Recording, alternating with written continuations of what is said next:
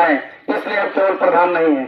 उस बेटी को पढ़ाने का और बेटी को बढ़ाने का, बेटी को नौकरी दिलवाने का हम सर्व समाज मिलाकर काम करेंगे। पूरे समाज से हम चंदा मांगने का काम करेंगे, भीख मांगने का, और उस बेटी को पढ़ाने का काम करेंगे। हम इस माइक्रोफोन के जरिए इस बात को बहुत मद्देनजर रखते हुए कर रहे हैं, और बेटियों को पढ़ाओ, बेटियों को आगे बढ़ाओ। इसी बात के साथ हम अपनी वाणी को विराम देते हैं। हर हर महादेव, जय पासी समाज। को जेल में बंद कर दिया जाता, उनके पर कठोर से कठोर कार्रवाई होती थी। ऐसा जुल्म हमारे समाज पे किया गया। हमारे समाज पे 81 साल, 80 और 81 साल जराइम पेशा एक्ट रहा। 81 साल हम लोग, और देश आजाद होने के बाद में 27 साल। देश आजादी से पहले हमारे अंग्रेजों ने जराइम पेशा एक्ट लगा दिया था, और देश आजाद हो गया उसके बाद भी हमारे समाज पर क्राइम ट्रायल एक्ट लागू रहा।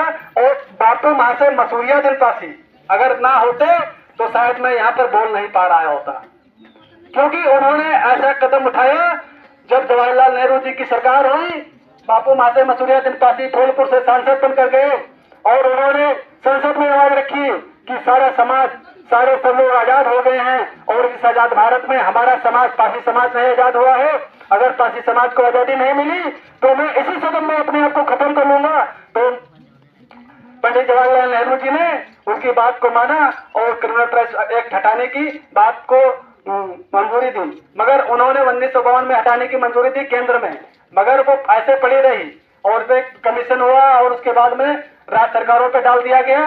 राज्य सरकारों ने 1967 में, अगर मेरी किसी भाई को बात झूठी लगे तो अपना कास्ट सर्टिफिकेट उठाना, उसमें देख लेना, सफा सफा लिखा होगा कि अनुसूचित जाति का दर्जा 1967 में दिया जाता है। 27 साल देश आजादी के बाद, अगर अभी कोरोना लगा था, कोरोना में जो पढ़ने वाले बच्चे थे 1-2 साल में वो एकदम से जीरो हो गए थे, सब कुछ भूल गए थे, और आप तो इतने साल बीत रहे हम लोग। और पढ़ने वाला बच्चा तो था ही, लोगों का बिजनेस चौपट हो गया था। हमारा जगह, ये घर है, जगह जमीन घर द्वार सब कुछ अंग्रेजों ने छीन लिया था, सब कुछ खत्म कर लिया था। तो हम लोग कैसे आगे बढ़ जाते? तो एससी में इसलिए डाला गया था। एससी में जरूर हम लोग हैं, मगर हम लोग दलित, शूद्र, अछूत, नीच नहीं है। एससी में इसलिए डाला गया था कि हम लोग भी समाज की मुख्य धारा से जुड़े। अगर हमको कोई दलित, शूद्र और नीच अगर कोई संबोधित करे तो उसको डट करके उससे बात रखने का काम करें, और उनको बोलें हम लोग एससी में जरूर हैं, मगर शूद्र, दलित, नीच नहीं है। जब हम लोग लोगों को तर्क के साथ में बताएंगे कि हम लोग किस प्रकार से एससी में शामिल हो किए गए हैं, तो बापू महाशय मसूरिया जी की देन है कि आज के गांव में आया हुआ हूँ। अगर क्रिमिनल ट्रायल एक्ट लगा होता तो देश आजाद हो गया था, कोई बात नहीं थी, मगर हम लोगों पे यही क्रिमिनल एक्ट लगा होता तो आपके गांव में आने से पहले हम जाते नजदीकी थाने में, और वहाँ बताते कि आज विधानसभा धौरारा में अपने रिश्तेदारी में कहीं जा रहे हैं, और उसमें ये पाबंदी थी कि पासी समाज के 10 लोग इकट्ठा नहीं हो सकते थे। अगर ये 10 लोग इकट्ठा होंगे, आपकी बात करेंगे, फिर सरकार भी चाहे करेंगे। तो ऐसा एक्ट था। अगर अभी लोग बताने लगते हैं कि अरे हम पर बहुत बड़ी देन रही, किसी की बताने लगते हैं बहुत बड़ी देन रही, तो हम लोग आज सर्विस में हैं। आप लोग कल्पना करिए, जिसपे हमारे बीजे डॉक्टर जी ने बताया, हमारे चाचा होमगार्ड हैं। आप जैसे पुलिस विभाग से हैं, आप लोग, आपको ज्यादा ज्ञात है। अगर किसी भी पढ़ने वाले लड़के पे कोई क्रिमिनल ट्रायल एक्ट लग जाता है, कोई कानूनी धारा लग जाती है, अगर सरकारी जॉब लगती है तो क्या उसको सरकारी जॉब मिल जाएगी? बताने का काम करें चाचा जी। नहीं मिलेगी। चाचा जी, अगर किसी की नौकरी लग रही हो, अगर उस पर कोई आपराधिक रिकॉर्ड कायम हो, क्या उसको नौकरी मिल जाएगी? तो अगर हमारा देश आजाद हो गया था, संविधान लागू था, अगर हमारे पे क्रिमिनल ट्रायल एक्ट नहीं हटाया गया होता तो हमारे समाज को नौकरी नहीं मिलती।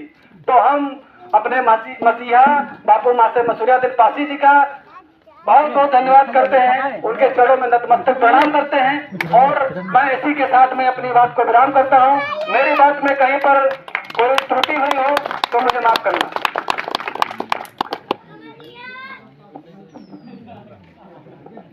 बहुत बहुत धन्यवाद हमारे जिलाध्यक्ष महोदय जी का। बहुत अच्छी बात बताई और विस्तार पूर्वक समझाया अपने समाज के बारे में।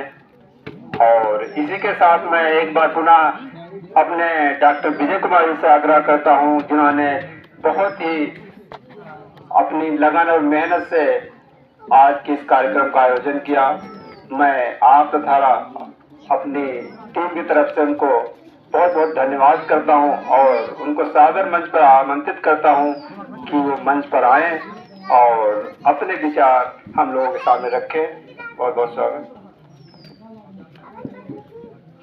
और साथ ही कार्यक्रम के समापन की घोषणा करें। और साथ ही एक सूचना है, यदि किसी साथी को हमारे संगठन से जुड़ना है तो अपना नंबर और नाम लिख करके दे देना। हमारे अध्यक्ष महोदय जी मौजूद रहेंगे मंच पर। हर हर महादेव। जय पार्टी समाज।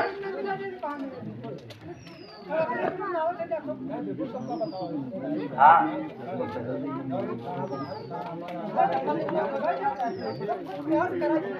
आप लोगों से मेरा यही निवेदन है कि आप लोग अपने समाज को जानिए और एक दूसरे से